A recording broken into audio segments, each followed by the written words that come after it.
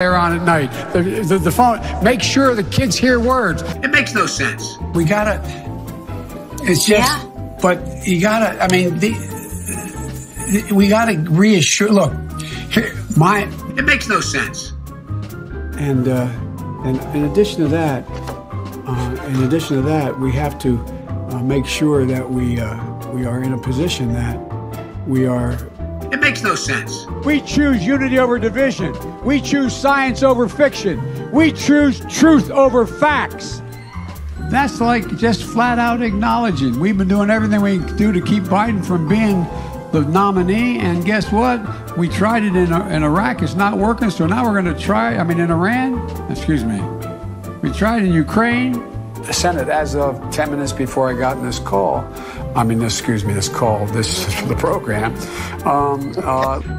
I will make an education that, in fact, Jill, my wife, is a professor at a community college. Well, I'd like to welcome John to the show. John, thanks for being here, pal. Thank you, sir. Honored to be here. Well,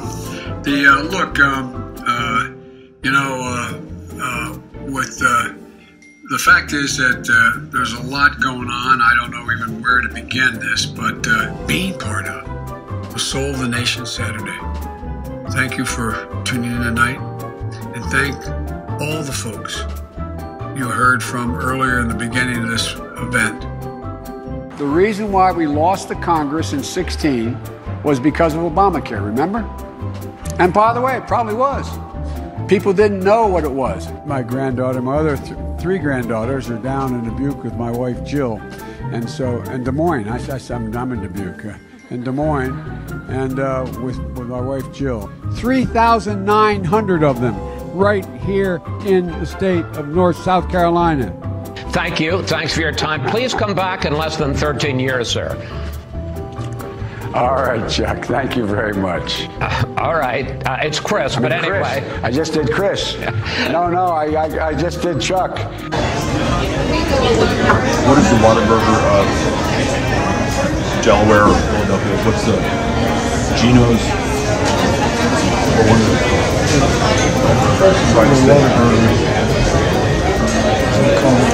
In-N-Out. Closest to it. There's a lot of McDonald's, there's a lot of Burger Kings, all of them. But I think the In-N-Out is the closest. Folks, now we need to stand behind Jamie Harrison, the next president, next senator, South Carolina. Well, I'm looking forward to appointing the first African-American woman to the United States Senate.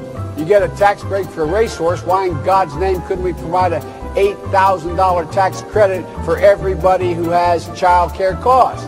It would put 720 million women back in the workforce. What I talked about is how you get things done. And the way to get things done is take a look at the tax code right now. The idea, we have to start rewarding work, not just wealth. I would eliminate the capital gains tax. I would raise the capital gains tax to the highest rate of 39.5%. I would double it. Because guess what? Why in God's name should someone who's clipping coupons in the stock market pay a lower tax rate than someone who in fact is, like I said, a school teacher and a firefighter? It's ridiculous, and they pay a lower tax. If you are the nominee, will you consider either Beto O'Rourke or Julian Castro as a running mate? Yes, I would. I consider either or both of them. But look, I've spoken to each of them, and I've spent some time talking to them. My plea to both of them is that they stay engaged. They are talented people, and there are a number of Latinos that have endorsed our former Secretary of Interior, a whole lot of people who are going to, I can guarantee you that there's going to be Latinos in my cabinet, and I guarantee there's going to be Latinos in my White House, and both of them are qualified. It's great to be in Georgetown. What a beautiful, beautiful town. And this building is magnificent. You know, we have a place called Georgetown, Delaware, that was founded in the 1600s. And it is a little like your town. It is the center of the county in the sense, and that is literally the figurative and literal center of the southern county. I've been doing this. I hate to acknowledge it, but how you doing, man? Great to see you. This is one of the leaders in Massachusetts. This is a really, really, really, really fine man. Anyway, so thanks for being here. Speaking of loyalty, God love you. Thank you. But at any rate, the fact is that I even forgot what the hell I was going to say. Excuse my language. I'm back. I've been here a number of times. Last time was, I think, all the way back in 2014. But I've been here before that. I love this place. Look, what's not to like about Vermont in terms of the beauty of it? And what a neat town. I mean, this is sort of a scenic, beautiful town. The mayor's been a good guy, and everybody's been really friendly. Just like in my generation, when I got out of school, that when Bobby Kennedy and Dr. King had been assassinated in the 70s, late 70s, I got engaged. Look what's going on in Venezuela right now. What are we doing? Being irresponsible. I'm the guy that put together Plan Colombia. Straightened that government out for a long while. Now what's happening? Millions of people are crossing the border, destabilizing Bolivia. Already destabilizing the Amazon, but, Brazil. Dealing with what's going on in Colombia. And what are we doing? We're sitting here with our thumb in our ear. Why do we think populist movements occur? And so there's two things we've got to do. We have to move immediately back to reestablish all those standards we had to begin with when we left office and significantly add to them. And the way you do that is, for example, you are in the state of Ohio. And you want to check my shape on, let's do push-ups together, man. Let's do this one, let's do whatever you want to do. Let's do Number two. No one has said my son has done any wrong, and I did not on any occasion, and no one has ever said it. Now, one thing you were doing anything wrong. You said I set up my son to work in an oil company. Didn't that what you said? Get your words straight, Jack. That's what I read here on MSNBC. Oh, we all hear that on MSNBC. We did not hear that at all. What you heard?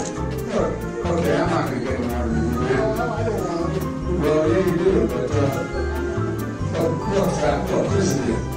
Here's the deal. It looks like you don't have any more backbone than Trump does.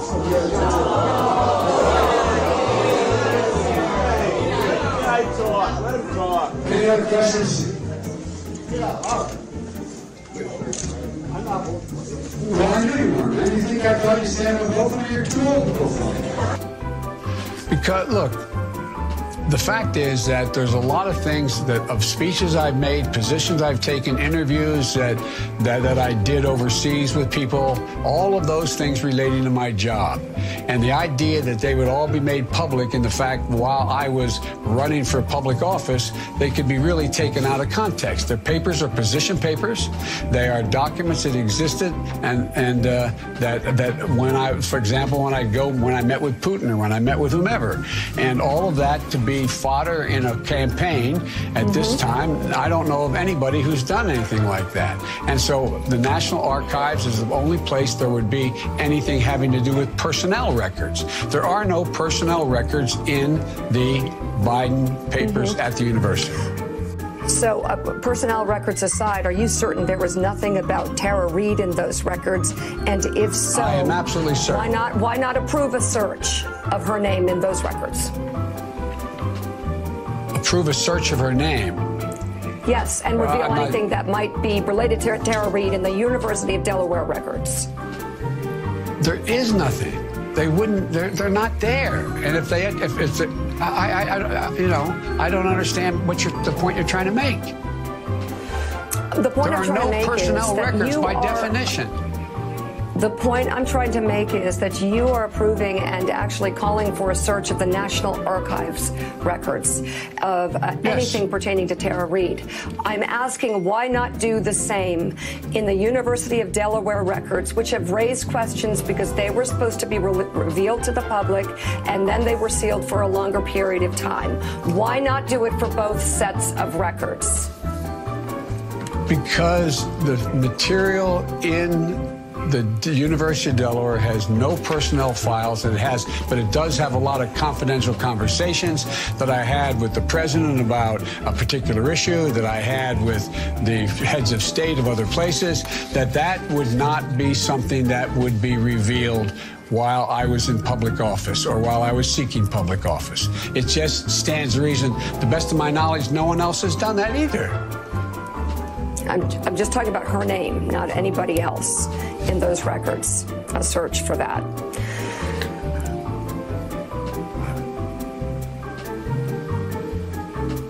Nothing classified with the president or anybody else. I'm just asking, why not do a search for Tara Reid's name in the University of Delaware records? Look, I mean, who does that search? The University of Delaware. Perhaps you set up a commission that can do it. I don't know. Whatever is the fairest way to create the most transparency. Well, look, Mika, she said she filed a report. She has her employment records still. She said she refiled a report with the only office that would have a report in the United States Senate at the time. If the report was ever filed, it was filed there, period. You have an incredible obligation, not to me at all, to yourselves. Because what you do here in Iowa. So what do we do? We're not got an organization. If you're a business person and you want to get a tech person, you go to this particular organization. We said, come in and find us people who can do this job. And through a program we had through community colleges, we said, look, put together a program for us where we can teach people how to code. So they went out literally into the hood and they turned out 54, they had to be all women, the vast majority of women of color, no one with more than a high school degree, ages 24 to 54, and almost a third of them only had a GED. Not just to rebuild the economy, but to transform it. To make our economy more resilient, whatever comes our way in the future. Making sure everyone has paid sick leave and child care support. Remaking our system of unemployment insurance into employment insurance. To help people to keep their jobs and get them in the first place. Putting millions of people to work, building a new green economy that will position us to own the 21st century. Just be straight up. If I'm your president, with me it starts here in my gut, goes to my heart, and then I articulate it. I don't trust people who, in fact, stay with me if it starts here and doesn't ever work its way down to the heart. Just people who are high school degrees, who bust their neck. It's because I believe with every fiber of my being, and I really mean it, that my dad used to always say, everybody's entitled to be treated with dignity. Not a joke. Not a joke. Ask any reporters. Ever see me walk by anybody in the street and not say hi to them? Or somebody begging for money? I haven't any money, but, I mean, just treat people with dignity. It's one of the things when I talk about restoring the soul of the country. Americans are terrified. What is your message to them? My message is that the president has to move more rapidly. We know from experience that speed matters. We know that you can't go too fast. It's about going too slow. And in order to avoid those very high numbers, we have to do at least several things. One, we have to depend on what the president's going to do right now. And first of all, he has to wait till the cases before anything happens. Look, the whole idea is he's got to get in place things that we're shortages of. We're not testing enough people. Our first responders, docs and nurses don't have the gloves, the masks. They don't have the equipment they need. We're short on ventilators. And as this spreads to other areas, and which is likely to do, we don't have the capacity to surge the equipment that they need. He has to use the Defense Production Act much more aggressively, including not just in ventilators, but getting gloves, masks, shields, gowns, etc. And the move by the Justice Department last week to dismiss the case against him for lying to the FBI. The president said yesterday that move is justified because President Obama targeted Flynn. He called it, quote, the biggest political crime in U.S. history. Your former Senate colleague, Charles Grassley, has added that Flynn was entrapped and asked on the Senate floor, what did Obama and Biden know? When did they know it? So what did you know about those moves to investigate Michael Flynn, and was there anything improper done? I know nothing about those moves to investigate Michael Flynn, number one. Number two, this is all about diversion. This is a game this guy plays all the time. The country is in crisis. We're in an economic crisis, a health crisis. We're in real trouble. He should stop trying to always divert attention from the real concerns of the American people. The American people are worried with good reason. He has acted irresponsibly from the very beginning. He continues to act irresponsibly. He hasn't done his job. This is all about diverting attention from the horrible way in which he has acted with what he did. We don't have coronavirus because of him, but we have the devastating impact of it because of his lack of a policy, his lack of action. It's all about diversion. I do want to press that. You say you didn't know anything about it, but you were reported to be at a January 5th, 2017 meeting where you and the president were briefed on the FBI's plan to question Michael Flynn over those conversations he had with the Russian ambassador Kislyak. No, I thought you asked me whether or not I had anything to do with him being prosecuted. Okay. I'm sorry.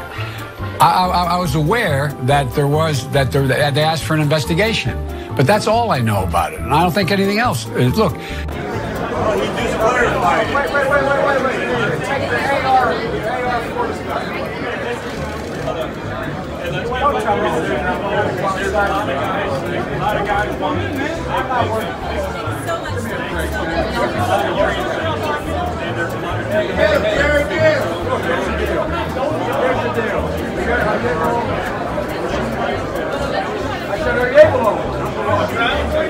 The president has been critical of the administration of you, President Obama, and you, saying that they inherited, antiquated guidelines, and also there are other experts who did warn after 2009 that medical equipment like life masks, that the masks were depleted after the swine flu outbreak.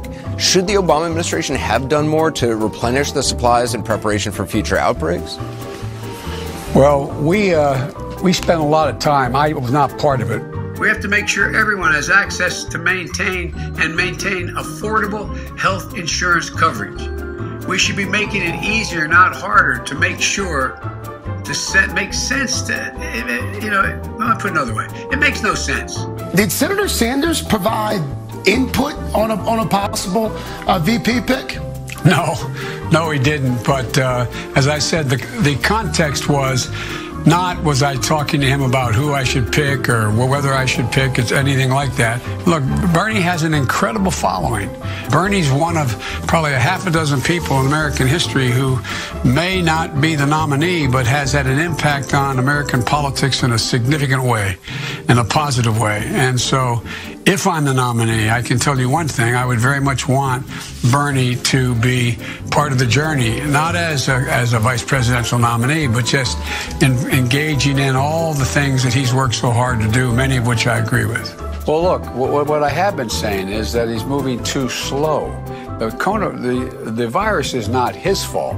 But the response is his responsibility. One of the things that I think we keep coming back to, and I've spent this morning talking to the docs that used to work with Sanjay in our last administration and heads of other entities, it gets down to testing. It's about testing, tracing, and treatment. and still we're way behind on the testing piece. And I don't quite understand why we're taking so long to do the kinds of things that have to be done.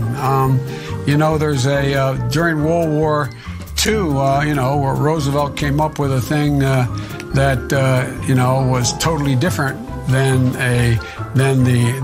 he called it the World War II. He had the War Production Board. Well, I don't know why we don't set up something like a pandemic production board.